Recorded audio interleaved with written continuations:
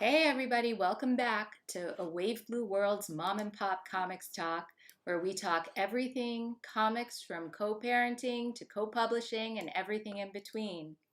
We are your comics parents, Wendy and Tyler, Chintaner, and we've got a great show for you this time. And I'm just trying to make sure that we went live. Um, as I say, we got a great show, and I'm trying to figure things out. Um, I'm not seeing anything on YouTube. If there's anyone out there on YouTube, you can let me know if that's happening. I can check if we're live. Yeah, I'm not seeing it, but maybe I have to refresh. Hold on. Yep. We're live. There we go. We're live, and I'm We're just looking good. at myself talking here. All right. Now introduce our guests. All right. On the show today for Deadbeats 2, we have joining us Regine Sawyer, Sharon De La Cruz, and Claudia Aguirre. And let me bring everybody on and I'll have them introduce themselves. Boom. All right. You guys are now on the screen. And thank you so much for joining us. Thank you. Thank you for joining. Yeah. So why don't we go around and I'll let you guys do the official introductions. Regine, do you want to start since you're at the top of the screen? Yeah, sure. Hi, I'm Regine Sawyer. I am a writer, publisher. My company is Lockdown Productions. I've been writing comics for about 15 years now, I think. I'm also the coordinator and founder of the Women in Comics Collective International, WINK for short. We host professional and educational events across the country for both professionals and aspiring professionals in the comic book industry. Great. Sharon, did you want to go? Yeah, hi everyone. I'm Sharon De La Cruz, artist, illustrator, writer, if I dare say, and a maker. Great. Awesome. And Claudia, I guess that's up to you now. Hi everyone, I'm Claudia Aguirre. I am from Mexico and I'm a comic book artist, a little bit of a writer too. And it's really hot today, so hello. Wow. Yeah, great. Well, let's begin talking about Deadbeats 2, the sequel to our first, Ringo Award nominated anthology, Deadbeats. Out of the three of you, we have one returning guest. Regine, you're on both, and we have two new artists joining us. So I'm actually going to begin with the non-returning creators here. Why don't you tell us about what you knew about Deadbeats before coming on to the sequel? Had you heard about the first one? What were your impressions when you were told about the sequel? I guess I could start. Yeah, great choice.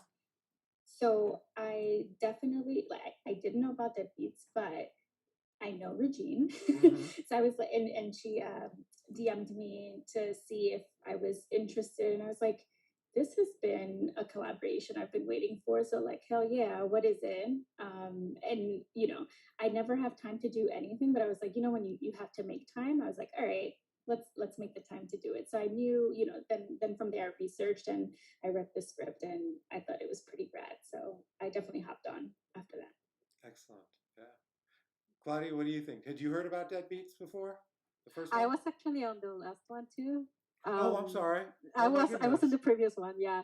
I was in a story with Sabrina, the one about the girl who went kind of crazy because she wanted to do all of the things in her band herself and started mutating into a monster. So that's the one I did. Okay, yeah. Sorry, I remember now. I don't know. It keeps surprising me. We had as many returning creators as we did. So I'm sorry, I forgot. Yeah, it's really fun. I keep getting invited, and I always say yes. I love it. Well, that's great. Thank you for coming back again. Yeah. Oh man, it's all right. So that answers that question. Well, then let's sort of segue that into our returning creators, since we heard from Sharon about that. What was so Regine? We'll go to you now. What were you thinking when you got asked to do Deadbeats again after having done the first one? Did you think, oh, here's a chance to do something new? I don't know. You just go ahead. What were your thoughts? What did you think? I was really excited because I really like the brand of Deadbeats, like that series. It's so much fun. I was a I was a big fan of Tales from the Crypt. um, the TV show initially, and then later on, discovering the comics and so forth from EC Comics. I just love that format of storytelling, and so to do it again, I just jumped on it. I love it. I love music. I love the shopkeeper. I love the shop. So I was all there for it to do it again. I love it. Wow, fantastic. Yeah. And what did you try to vary up the story? What did you think? Like, well, the first story that I did for the first volume, that was a soul eating pole dancer, and I love that story. It's so that great. was Me that too. was fantastic. I sort of wanted to not just go along that vein, but sort of kind of with this new story, with a yoga instructor. I'm not necessarily a gym head, but I'm definitely sort of like a yoga head and exercise head. I do pole fitness, so I'm into all that. And our playlists are very important to us. And we find that it's really important to have that. So I wanted to expand upon that feeling and that premise of this is my playlist and it's very important, and I want to make sure that everything's tight. I want to make sure that the machine I'm using is tight. So I wanted to incorporate that aspect of, I guess, my life with this story. And the name of your story is Ghost Machine, is that right? Yes. Yeah. All right. Sounds really interesting. So Sharon, what did you think? You mentioned being excited when you saw the script, but in terms of the content that was in there and music and horror, what kind of things jumped out to you that made you want to draw this? I mean, MP3 players, right? Like, I was like, okay, where are we? When I read MP3 players, it's like, okay, I see what vibes we're going for. And just kind of like also the magic of old school machinery, or the things that you used to play with that, like, I know that I have a drawer of just like electronics that I kind of. Oh, she froze. Did we lose Sharon a little? All right, let's see if she comes back. All right, well, Claudia, why don't we move to you? And since you're working on your second one, so your new one now is called In the Band. You're working with Jody Hauser. Yeah, I'm working with her story. It's pretty damn rad. I actually like it because I've been getting monster stories lately, and it's really, really cool. That's my favorite thing to draw, really. Is monster stories? Yeah. Wow. I love monsters. I love creatures. I love fantasy. So I just like mixing everything in with music and fun stuff. It just speaks to me. The monsters speak to me in a way. Nice. And which one had more monsters in it? The last story in volume 1 or this one? Well, there are different kinds of monsters because I think in Sabrina's story, which is like um, it's more or less like the ambition of the character is feeling her transformation into a monster. So it's basically the way she reacts to rejection, and this one's like a little bit more in your face. And I like both. I like both ways of expressing this kind of emotions. So I'd say they're on the same level. Speaking of monsters, but I'm loving both really. Great, yeah, that sounds good. And you both expressed how you, and we'll see if Sharon is able to rejoin us. But you said you both really like the theme of Deadbeats, and you've done two now. What is it about anthologies? They must have appealed to you to some degree to be on two, not just this particular theme. What do you like working on anthologies? It's a shorter story versus longer one. What's the main appeal, I guess, for working on an anthology? I think for me, it's the challenge of doing like a full, well-rounded story in just a few pages. So anthologies give me a chance to like challenge myself because in the past I have been very long-winded. So this gives me opportunity to be, clear, concise, in a shorter format. So I love to do anthologies throughout the year. It gives me that practice as well as, oh, this is a new product, a new story that absolutely can, be expanded upon maybe at some point, but the core story, the core feeling is here. That Yeah, makes so much sense. yeah, totally. And hey, Sharon, welcome Sharon's back. back. The internet is so sad. Thank Oh, you. Sorry about that. that's all right. Just if it drops, you just log back in. We'll just keep the conversation going till you're able to come back in. You're fine. Our microwave makes our internet crap out. So, we I know. know. Yeah, it's very weird. Our haunted microwave. I should have done that in Deadbeats. Exactly. It's not a musical instrument. Next, we'll do haunted appliances. I'm sure there's plenty of room for that. So Regine was telling us about writing an anthology as opposed to a longer thing. And now both of you are artists. Do you feel the same way? Does it have its own unique challenges, or are you just like, oh, only 6 or 8 pages instead of 22 or whatever? Sharon, do you wanna? What do you? Yeah, before my internet goes out. Yeah. I want to say no. I think you would think that it'd be relieving, but it's actually not. And I'm like, okay, how do we make sure that these these lines make sense? That it's the bang that the writer wrote down, right? Because I could see Regine's process also, right? I was like, okay, this is how she wants someone to navigate to the like next beat, and so I wanted to make sure that visually that was happening. And so it's a little bit nerve-wracking, right, when it's not your writing and you're like, okay, this person has a vision. How do you make sure that that vision like comes to life? Yeah, it's a little bit more pressure to do it in a shorter story because longer story you can develop the characters, things like that. Yeah, Claudia, what do you think in terms of an anthology versus longer? Well, I want to echo everyone's thoughts on that. It has its challenges. I'm used to doing stories over 200 pages, and the sagas, smaller sagas like I don't know, 60 pages for a little story, but they're they're for me they're easier to do because you can extend the amount of information you're showing people. With anthologies, you get to show and not tell. So a lot of it ends up in interpretation and subtext. And I like that people can interpret whatever they want to with the stories we're giving them and with the little information we can give visually and with dialogues. I like that about anthologies, so I always say yes to them because it's a challenge. It's different, and I love doing it. Yeah, we appreciate you always saying yes. Then, so we'll just sign you up for the next one. Well, Claudia's in. You know it. You know it. Excellent, perfect. Well, good to hear.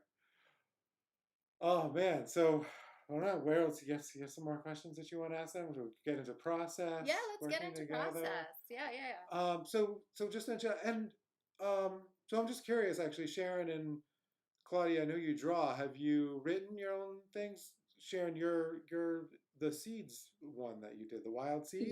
Yeah, I'm a Yeah. wild seed. Yeah, so that's a graphic graphic novel memoir, and that was my first like long form writing, which is also nerve wracking. So I understood what the vision is when you write and like how you want that to translate visually, but then also visually, in a long form, you can play, like there longer beats, or you're just, or you can like I think to Claudia's point, like you can refer to like something visually that happened like 50 pages before, and play in that way, or like sneak little like subtext visually.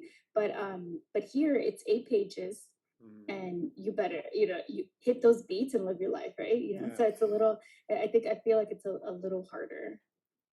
Yeah, totally. Claudia, have you done anything that you've written? I know I'm familiar with working with bags a bit and things like that. Have you written? Yeah, I haven't written anything professionally speaking. I started writing my own comics and doing my own stuff like years ago when I started my career.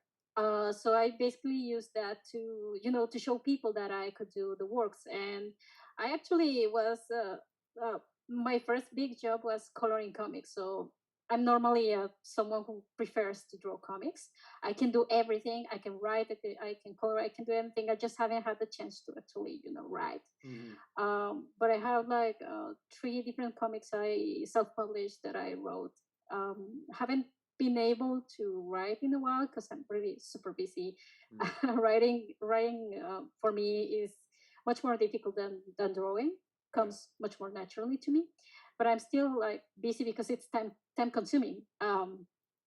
So it's something I've been working on doing on personal projects. I really want to start this year, but I don't have anything to show for it yet. Right. Well, it'll come. I mean, drawing a comic is in its own way a form of storytelling. So then you just, of course, you develop those skills, and it'll be easier for you to make the jump to writing your own after, the practice. Whereas with writers, yeah. The experience of drawing comics is like it's helped me a lot with my storytelling in writing, because it helps with pacing, especially. Yeah. But yeah. Yeah, that's great. And what I was going to say with writers, you kind of have to take a different approach when you're writing something that you want artists to draw. Regine, do you want to tell us a little bit about how you usually go about preparing a script for an artist, whether it's an anthology or a longer? My mother was a painter, and I'd like to think that I inherited her artistic eye, because as I'm coming up with a story, I'm visualizing everything. And so generally when I'm coming up with something, I take a lot of notes. As things come to me, I just write the notes down. I write a playlist for I have a playlist, a song playlist for every story I have. And I allow that to really help me with my creative process, and it does.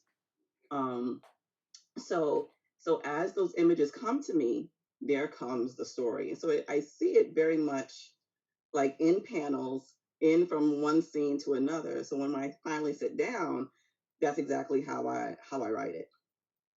But when I'm writing, I bear in mind the page turn. I bear in mind like what's important that I think is important for like the reader to see. And I mean, if the artist I'm working with says, Virginia, I think this will be better, I'm like, show me. I want to see it. Most of the time I say yes. It's very rare I ever say no. Like, I like it, I feel you, I'm with you. And generally, for the most part, like after I've written a piece and an artist has the script and starts drawing from it, they a lot of times they even if like maybe they haven't gotten to the next panel yet, they're like, wait a second, like I kind of saw it the way you saw it. I'm like, oh, okay, all right. It's like, okay, we're in tune. I like it, I love it. But I always just keep that in mind of like, okay, what should the next be? What is the most seamless thing that it can be for like for the reader to get immersed into the story. So my mind is always about that, like what should be next for the reader. If that makes sense. Yeah, makes no, total sense. That's exactly it. Yeah. So Sharon, when you were working on her script, did you feel like you had a strong sense of what she wanted visually? Yeah, there was definitely a flow that I saw also, and I was like, oh, I could see how, again, like how someone is flipping the page and what the bang was, right? And it made sense with like how many panels were on a page, or also they're like, I think there are 3 different like big splash pages, in that 8-page, in 8 pages. And I was like, okay, this is the bang, right? Like, this is where you want someone to like open up and say, oh, something's wrong, like that MP3 player. Oh, like, so I could definitely see the flow for sure. No, that's great. Yeah. Claudia, what was it like working on the script that you got? We don't have Jody here, but I mean, I'm sure we're not going to say anything bad. But in terms of the kind of script that you got, did you see the visuals clearly, or did you talk with Jody at all about what to get some sort of direction? I didn't need to talk to Jodie because her writing is extremely clear on what's happening. So I have a really easy time, just reading it and seeing it in my head. So since I don't know what kind of where I'm going to be in the anthology, I just want to surprise people with the storytelling. And the splash pages are actually really really cool because they're just the big reveals, and I don't know if I'm spoiling anything, but it's like super gross and cool and exciting, and I want to everything must flow in a way that's just stressing you out.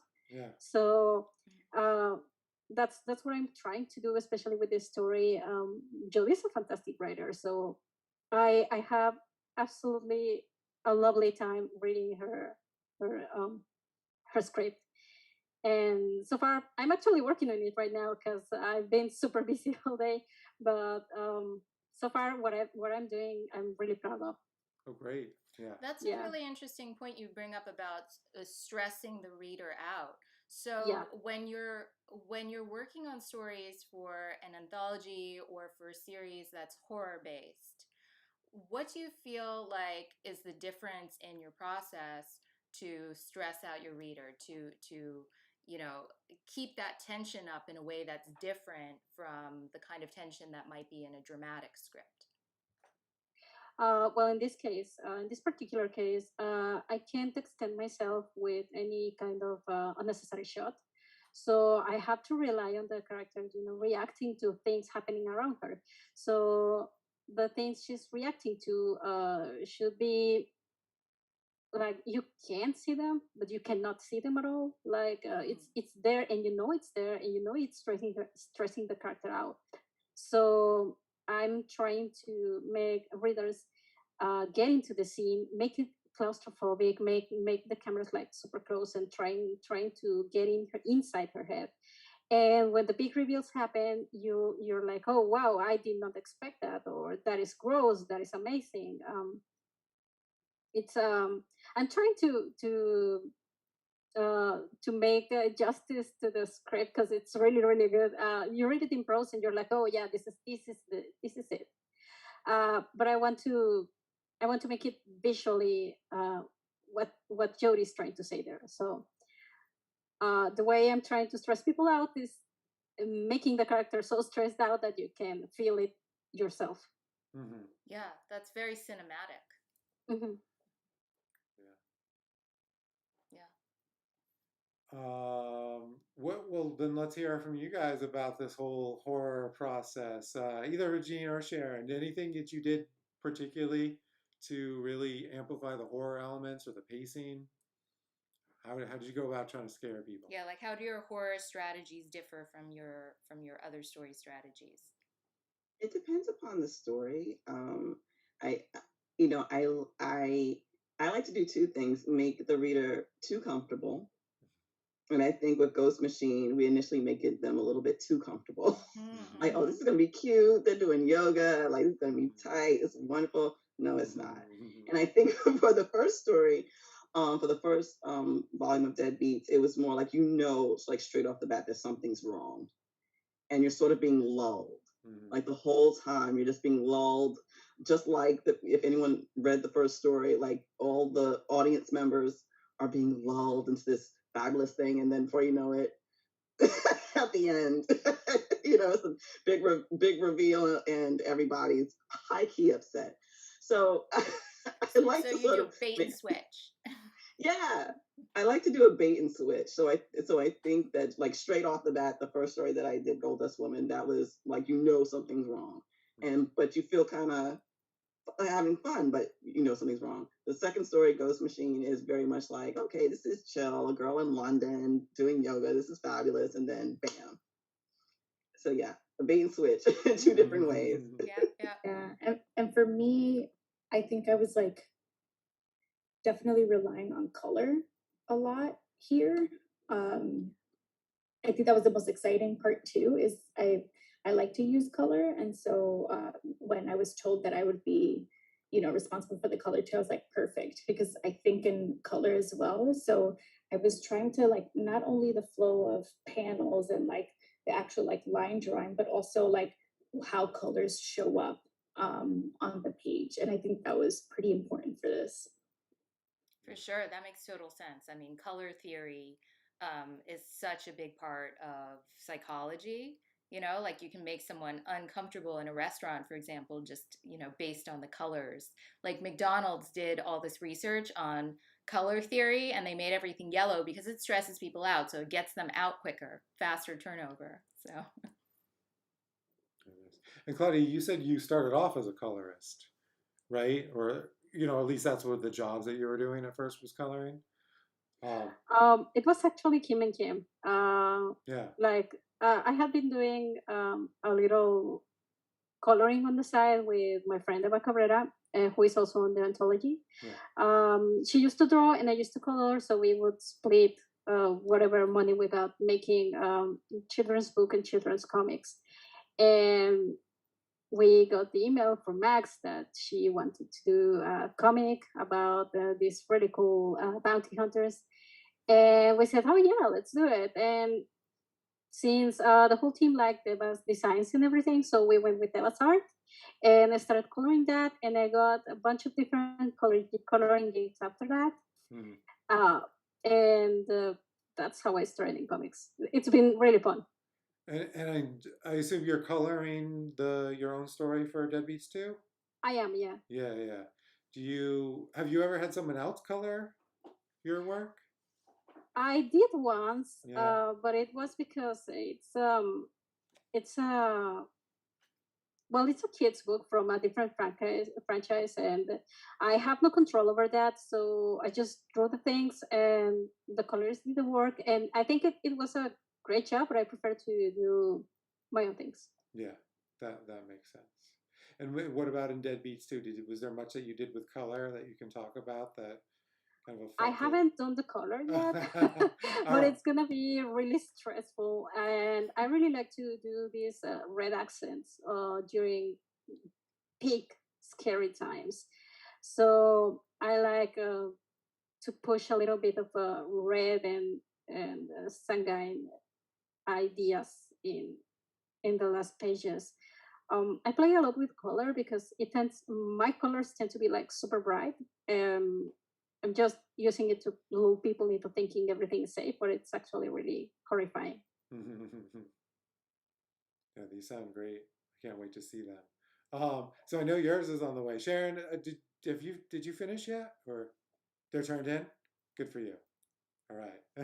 We like that. Hi, Marks. I'll turn it in. I'll go into the Dropbox and check them out. Nice. Excellent. Yeah, we're really excited that this is coming together. There's been just some amazing creators on it. Stories that have been coming in look fantastic. I can't wait to see the rest of them. Is there any last thing you want to say about your story, or what readers can look forward to? A little tease about what to expect. It's okay to give. You don't want to give too much away, but a little bit, just that, like Claudia said, gross and exciting. But anything else that you want to throw in there? No, you don't want to give too much away. That's okay. I have a question though. Okay. So, I mean, I think it's pretty obvious from looking at our 4 screens that apart from this guy here, we are 4 people of color in comics, which is an unusual thing. And I know that in terms of my work as a woman of color, I absolutely wear my social activism and literary activism on the page. So I want to hear from all of you about your experience as people of color in the industry and how you bring that to your work, or whether you bring that to your work. So anybody can go first. Yeah. I'll go. I mean, I always bring it to my work because this is what you get, It's like you will get high key melanated people on the page. Like that's absolutely happening, but not just what we look like, but our culture, the things that we just do as a culture, especially as a Black woman. One tidbit would be for Ghost Machine. I mean, our character, our main character, there's one point where she's like getting ready for bed, and she runs out. She runs out to her hotel room, and she's wearing a hair bonnet. Keep her hair nice and tight, nice and cute when she wakes up. It's little things like that that are important. The things that we just do every day that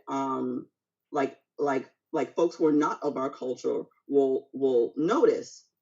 And it's just like it's just super simple as that, just having those little notes. And most of the time, I know for me, it's not even necessarily conscious. It's what's natural to my experience. So you just add it. It's not for fanfare. It's not to be cute. It's just what it is. I go to sleep in a bonnet. Like that's it's like that's it. So this particular character, yeah, that's a part of her natural thing. So yeah, I can't help but not to add those aspects to myself or my friends or family members onto the page. It's just everyday life. Oh yeah, Everyday life for me. representation of authentic lived experience is like really key. It's really important. Yeah, and speaking of bonnet, I actually noticed when I sent in the first draft that something happens with the main character where she could possibly not have her bonnet on again in the morning time. And I was like, oh no, no, no. This is going, this is staying. So I had to, because I had drawn her woken up, but with her like with no bonnet. And I was like, oh no, that's not like, even if you're like abducted by like aliens, like your bonnet will stay, like this is it. So I made sure I like went back and I like redrew the bonnet. I was like, no, no, no, we need as much shine for this particular gem as possible. I want to see So, that, like women of color abducted by aliens in all of their, lived experience. I want to see that story. yeah, even if you're snatched, literally, your bonnet will stay on that head. And also, I also wanted to note that this is my first time drawing for a horror comic, so that was pretty fun. Yeah, so that was pretty exciting. And I thought of the same kind of like Tales from the Crypt. Also, like what for me, what Lovecraft Country did for me, for the pandemic. I was like, oh man, hell yeah! Like what horror can do for those like stories that we've known and grown up with, right? Like this, like Jim Crow South is not anything new, but like what horror can bring to that experience and can kind of just like, I guess like re what's the word? I guess like not not just like retell that experience because of the importance, right? And we have to like make sure that we understand history, but like the importance of understanding that Like history and what horror can reprocessing do. it. Yeah, and what horror can bring to reprocessing that Yeah. experience, I think is really important. I feel like some people found Lovecraft Country like very cathartic, and then some other people found it to be too much. So that's interesting that you're one of the like. Did you feel that it was cathartic? I mean, I don't know if this is probably unpopular opinion, but I'm like, I think it was both. Can it be both, right? Like I was like, I think it was like over the top. There were just some episodes where I was like, well, what the hell did I just watch? Okay. I feel like that all the time. Right. But then also I immediately wanted to watch the next step. It wasn't a turn off, basically, is what I'm saying, right? Like it kept me in, but also it told this story that I had heard in a way that just made me understand it deeper. Yeah. Right. Yeah. And so I think it did both well. I totally identify with that actually. I feel like I had a similar experience with Warrior, where it was like it was so violent and it was so hard to watch, but I also felt compelled to keep watching, and there was something about it that was like, yes, this needs to be shown. So I totally get what you're saying. Yeah. Yeah, Claudia, do you want to speak a little bit to your experience? Well, my experience has been wildly different to everyone's, mainly because my whole life has been like completely different, and my view of the world is kind of askew in the sense of I didn't feel there was a place for me anywhere.